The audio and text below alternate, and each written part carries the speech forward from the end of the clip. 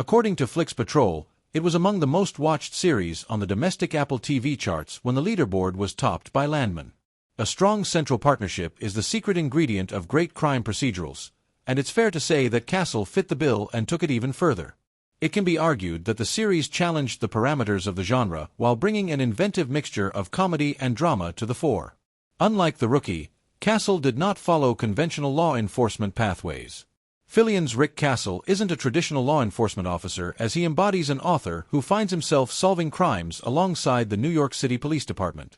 So, how did Rick Castle end up in the NYPD?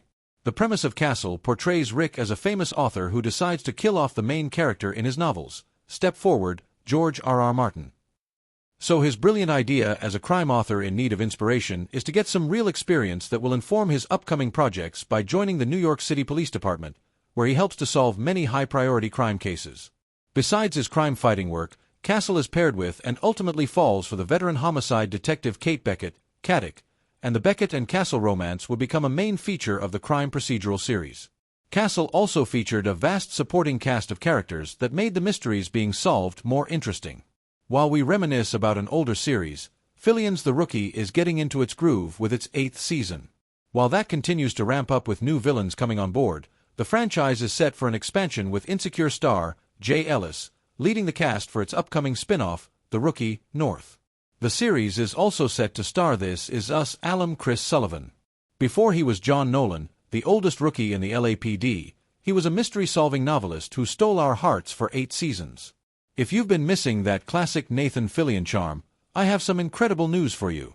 Nathan Fillion's The Rookie Predecessor, the show that defined a decade of procedural television, is making a massive comeback on digital platforms. Whether you're a die-hard fan of the 12th Precinct or a newcomer who only knows him from his latest hit, this major return is something you cannot afford to miss. Today, we're diving deep into why this digital release is changing the game for fans everywhere. To understand why this digital return is such a big deal, we have to look at the evolution of Nathan Fillion. Long before he donned the uniform in The Rookie, Fillion established himself as the king of charismatic leads. We'll take a look back at his journey from the cult classic Firefly to the massive success of Castle. We'll discuss how his portrayal of Richard Castle laid the groundwork for the humor, heart, and grit we see today in The Rookie. Why is digital the keyword here? For years, fans have struggled with fragmented streaming rights. One day a show is on one platform, the next it's gone. We explore the details of this new digital release, how the predecessor show is being remastered, the bonus content being included, and which platforms are finally hosting the complete collection. This isn't just a rerun, it's a high-definition digital restoration for a new generation. In this segment, we do a side-by-side comparison. How much of Richard Castle exists within John Nolan? We'll break down the character tropes, the leadership styles, and Nathan Fillion's unique ability to balance comedy with high-stakes drama. This deep dive explains why fans of The Rookie are the perfect audience for this returning digital masterpiece. 30:40, 40:00, Part 4, Why Now? The timing of the return. With The Rookie currently dominating ratings, the timing of this digital return isn't a coincidence. We'll talk about the Fillion effect and how studios are capitalizing on his renewed popularity. We'll also look at industry trends, why classic procedurals are suddenly the most watched content on digital storefronts and streaming services. 40:00, 48:30, Part 5. What this means for the future.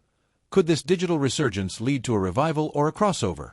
While The Rookie is its own beast, the entertainment world loves a comeback. We'll discuss the rumors, the fan theories, and what Nathan Fillion himself has said about revisiting his most iconic roles in the digital age. It's a great time to be a fan of quality television. Seeing Nathan Fillion's predecessor show get the digital spotlight it deserves is a win for all of us. Whether you're going to binge-watch it for the first time or the 50th, the magic is still there. If you enjoyed this deep dive into the world of Nathan Fillion and the latest updates on The Rookie, do me a huge favor. Hit that like button right now and subscribe to the channel so you never miss a breakdown of your favorite shows. Let me know in the comments, which Fillion character is your all-time favorite? Thanks for watching, and I'll see you in the next one.